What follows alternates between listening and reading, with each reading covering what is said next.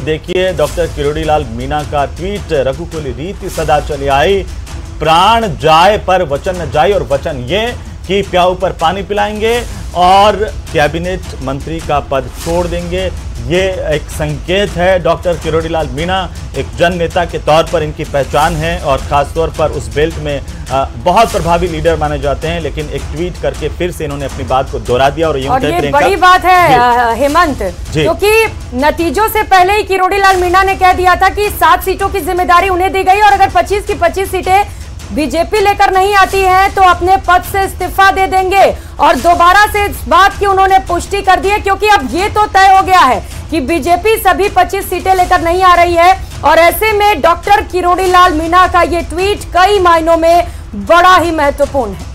बिल्कुल प्रियंका, और वे जिस तरह की राजनीति करते हैं और जैसे नेता माने जाते हैं, उन्होंने एक बार फिर से अपने आप को ये साबित कर दिया इस ट्वीट के माध्यम से। ये ट्वीट बहुत कुछ कहता है कि प्राण जाए पर वचन न जाई, रघुकुल रीति सदा चली आई।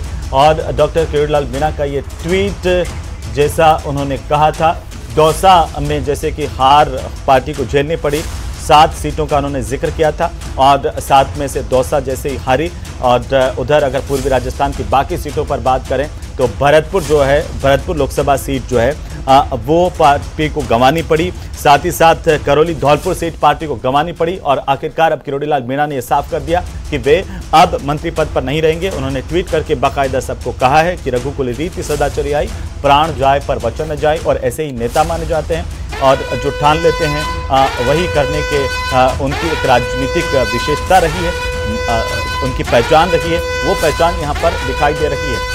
लक्ष्मीकांत भारद्वाज जी, आप मुझे सुन रहे हैं? लक्ष्मीकांत भारद्वाज जी, तो लगता है लक्ष्मीकांत जी तक आवाज नहीं जा रही है, लेकिन इसी बीच ये बड़ी खबर है, बीजेपी के भागीरथ चौधरी ने जीत हासिल कर दी है। हालांकि विधायक के चुनाव में, विधानसभा के चुनाव में पार्टी ने उनको उतारा था, लेकिन मतदाताओं ने उनमें भरोसा नहीं जताया, उन्हें हार का सामना करना पड़ा। पार्टी ने फिर से मौका दिया, बतौर सांसद रहते हुए लोकसभा के चुनाव में भी और लोकसभा में भागीरथ चौधरी की जीत हासिल हुई है। अजमेर से ये सबसे बड़ी जानकारी निकल करके सामने आ रही है, यह सबसे बड़ी खबर है। भागीरथ चौधरी जीत चुके हैं, ये बड़ी खबर है इस वक्त की, बड़ी जानकारी है। भागीरथ चौधरी जीत चुके हैं अजमेर से।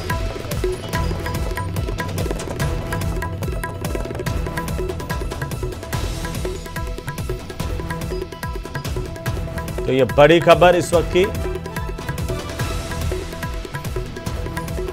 तो ये बड़ी जानकारी आपको दे रहा है, बीजेपी के भागीरथ चौधरी की जीत हो चुकी है। लगातार देखिए बीजेपी जो मिशन 25 लेकर के चल रही है वो तो अब दिखता हुआ नजर नहीं आ रहा है, क्योंकि कई ऐसी सीट जहां पर कांग्रेस को भी जीत हासिल होती हुई नजर आ रही है। क्योंकि अगर हम बात कांग्रेस की कर ले तो देखिए पिछले 2 चुनावों में कांग्रेस का खाता नहीं खुला है, इस बार कांग्रेस का खाता खुला है। दौसा सीट की अगर हम बात कर ले, और अभी जो फिलहाल हम आपको जानकारी दे रहे हैं, बीजेपी की तरफ से भागीरथ चौधरी की जीत हो चुकी है। अजमेर वो सीट जो कि दिलचस्प मुकाबला यहाँ पर, और बीजेपी की तरफ से यहाँ पर जीत हासिल की गई है। और भी सीटों की हम आपको लगातार अपडेट देते रहेंगे, क्योंकि अगर हम बात कर ले जिस हिसाब से बीजेपी अपने मिशन 25 को लेकर के चल रही थी, लगातार बात की जा रही थी, कई और सीटें हैं उसके बारे में जानकारी देंगे। बाड़मेर सीट की अगर हम बात कर ले, ये सब हॉट सीटें हैं जहां पर दिलचस्प मुकाबला देखने को मिला। और अभी अजमेर से भागीरथ चौधरी की जीत जो है वो बताई जा रही है। इस वक्त की ये बड़ी जानकारी आपको दे रहे हैं और तमाम गेस्ट पैनल भी हमारे साथ जुड़ा हुआ, उससे भी हम बातचीत करने की कोशिश करेंगे। इससे पहले हमने आपको दौसा सीट की जो है वो जानकारी दी। दौसा सीट की अगर हम बात कर ले तो देखिए किरोड़ीलाल मीणा की तरफ से ये कहा गया था कि 7 सीटों की जिम्मेदारी जो है वो उनके ऊपर है। लगातार प्रचार प्रसार वो तेज करते हुए नजर आए, लेकिन वहां पर बीजेपी को हार का सामना करना पड़ा। अजमेर सीट की अगर हम बात कर ले तो यहां से देखिए बीजेपी के भागीरथ चौधरी की जो जीत है वो हो गई है। तो कहीं ना कहीं यहां पर जो है बीजेपी जो मिशन 25 टारगेट लेकर के चल रही है वो यहां पर अभी थोड़े ही समय में और रुझान भी सामने आएंगे, वो भी हम आपको अपडेट देंगे। फिलहाल जो जानकारी हम आपको बता रहे हैं, बीजेपी के भागीरथ चौधरी की जो जीत है वो हो चुकी है।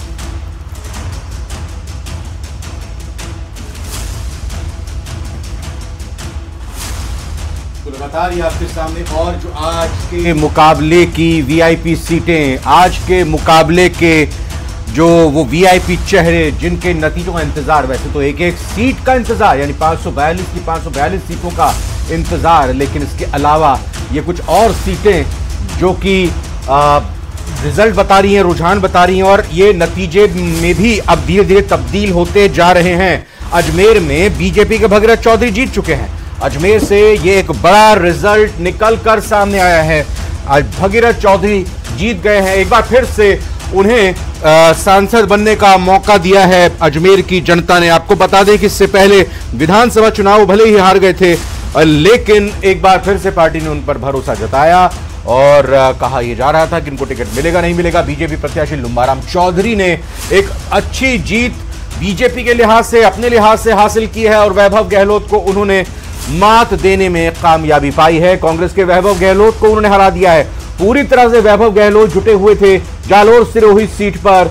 उनकी पत्नी लगातार प्रचार कर रही थी और साथ ही साथ पूर्व मुख्यमंत्री अशोक गहलोत भी रह रहकर लगातार वहां पर चुनाव प्रचार के लिए जा रहे थे, लेकिन वहां जनता ने उन पर भरोसा नहीं जताया। अन्नपूर्णा सिंह, आपको बता दें ये बीजेपी की प्रत्याशी झारखंड से हैं, उनको भी आपने देखा कि उनका क्या स्टेटस है।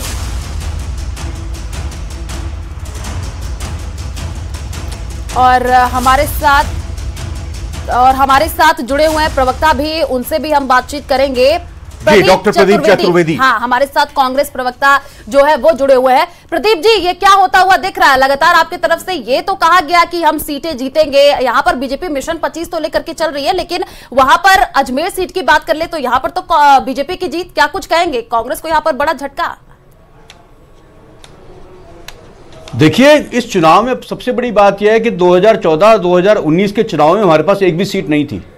सबसे बड़ी बात यही है कि जो आपने 400 पार का प्रधानमंत्री ने झांसा लोगों को दिया, जिस तरह से बरगलाने का प्रयास किया, राजनीतिक रूप से अपने जो प्रतिबद्धता थी उसको नकारते हुए उन्होंने धर्म समाज को बांटने जैसे काम किए और जिस तरह से मुद्दों से हटकर उन लोगों को भ्रमित करने का प्रयास किया, जात बात मंगलसूत्र की बात करने लगे, आप मीट मांस मछली की बात करने लगे, आपने जिस तरह से मुद्दों को भटकाने का प्रयास किया उससे लोगों का मन खराब हुआ। अब की बार के मतदाताओं ने उनको जिस तरह से उन्हें प्रभावित करने का प्रयास किया और अब की बार 400 पार, इन ऐसे मुद्दों को लेकर के लोग 10 साल में उनको समझ चुके हैं।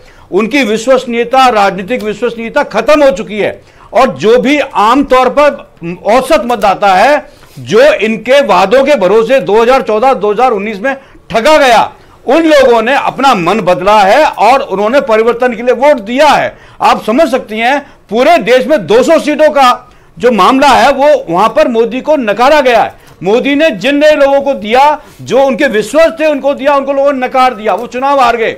लेकिन जो लोग सक्रिय थे, समाज में उठते बैठते थे, मतदाताओं संपर्क में थे, वो चुनाव जीते हैं। लेकिन वो संख्या 400 नहीं बनाती है, इसलिए बहुमत के लाले पड़ गए हैं। अब सवाल यह कि अगर आप जीत का श्रेय 10 साल तक एंजॉय करते रहे तो अब आप हार का तो बिल्कुल जाहिर तौर पर यहाँ पर डॉक्टर प्रदीप चतुर्वेदी अपने तरीके से अपनी बातों को रखते हुए, लेकिन